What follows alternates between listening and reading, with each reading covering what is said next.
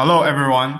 Welcome to our group podcast today for Foundations Public Interest Technology. I'm Yuancheng and also with my group partner Yan and Haoning. So today we're going to explore the question, what exactly is public interest technology or named PIT and what should people care? So basically, public interest technology, PIT, is a field that applies technological expertise to advance the public good and social justice by designing, developing, and deploying tech solutions that are equitable, inclusive, and accountable. Well, for example, imagine if your subway card app was designed only to maximize company revenue. It might constantly push ads or even make it harder for people with low income to get discounts. Well, PIT remind us technology should be fair, inclusive, and transparent. So today we are going to explore both the positive and the negative sides.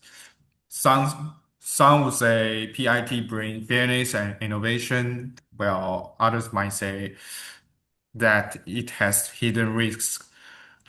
So, Honey, maybe you can start us off. So, what's your take? Okay, well, so like from my opinion, I think there's no doubt that PIT is a highly meaningful idea. I mean, the cooperation between the government and the businesses allows citizens to enjoy the benefits of technological progress in their daily lives.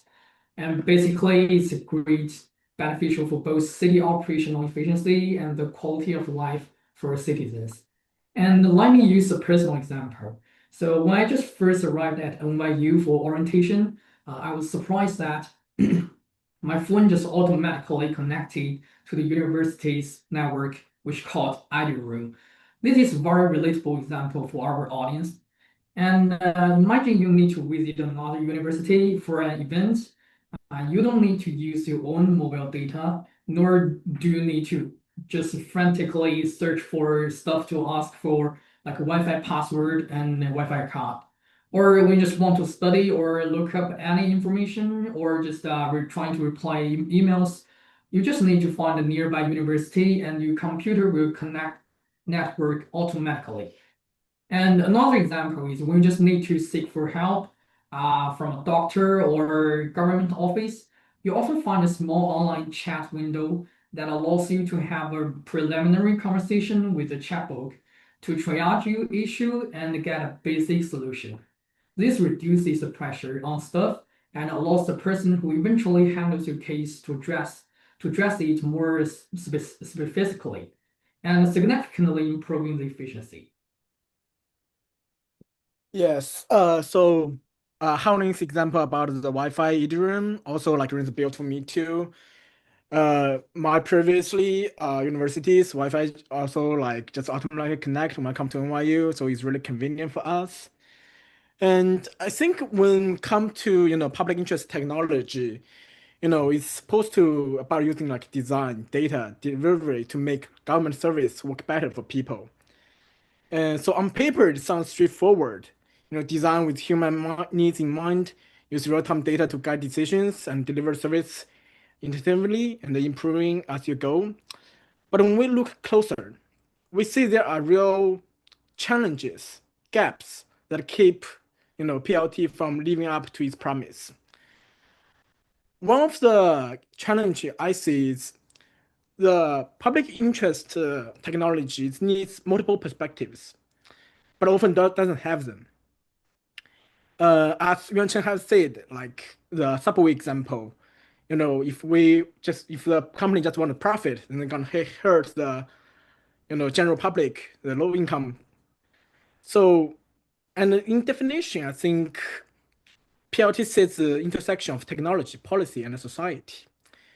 It means it requires policymakers, social science technologists and the community voice, all the stakeholders in mind, to all work together. In reality, though, those groups often operate in solos, right? The engineers build tools without fully grasping the legal or social context. And the policy makers make rules without understanding the technical constraints. And community members, the ones most affected, are often the last one to be, consulted about. No one really has, asked what they really need. So when that collaboration is missing, the PLT projects risk being unbalanced.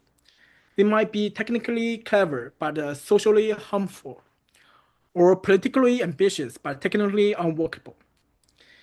And I think another challenge to come is just those technology might just, doesn't always touch the ground. So those projects might look great in theory or in a demo, but they don't reach the people they are meant to serve. They got stuck in pilot projects, research labs, or glossy reports. This happens partially because public institutions are risk averse. Leaders worry about failure, so they hesitate to scare new ideas. It also happens because funding cycles are short, so projects end before they become real, lasting services. And the result is what some call the prototype purgatory, endless experiments that never change day-to-day life. And I think like one of the example I have is I think there is childcare benefits AI model in like Dutch and in Netherlands I think the government used the algorithm to detect childcare benefit fraud. On paper it looks like PLT in action using data to improve oversight, streamline delivery and protect public funds. But in practice, the system wrongfully flagged tens to like thousands of families, disappointingly immigrants as frauds.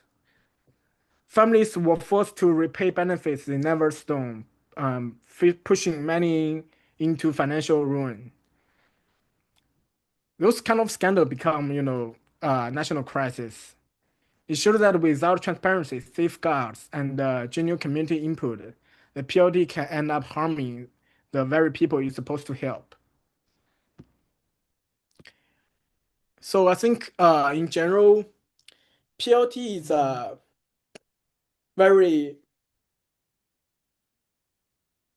efficient tool to use, but you need to consider about it. Yuancheng, you want to like jump in? Well, thank you guys for both sharing your perspectives. So let me wrap up everything together. Well, from one side, public interest technology shows that the innovation can be more than profit driven. It can promote like fairness, accessibility, sustainability. Yeah, we see this in programs like the AI chatting online on the government website and also like the New York City open data, the Wi-Fi, where technology aligns with environmental and social goods. But there are also different perspectives that we cannot imagine. Like sometimes technology looks great in design or policy, but it doesn't fully come to the ground or in people's daily life.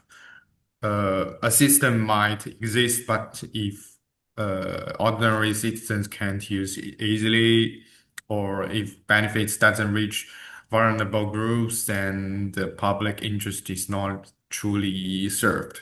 Right? So PIT is not simply good or bad. It's really a framework that pushes us to ask deeper questions like who actually benefits when a new technology is introduced, or who might be left out, or even unintentionally? And how do we ensure that technology is both innovative and grounded in real inclusive impact? So the balance between ambition and practicality, between vision and accessibility is a challenge for all of us moving forward. So if we can keep fairness, inclusiveness, and accountability at the center, PIT has the power to guide us toward a future where innovation and public goods truly come together. So what you guys think? Well, thank you for listening to our podcast today, and hope you can join us. Okay. All right.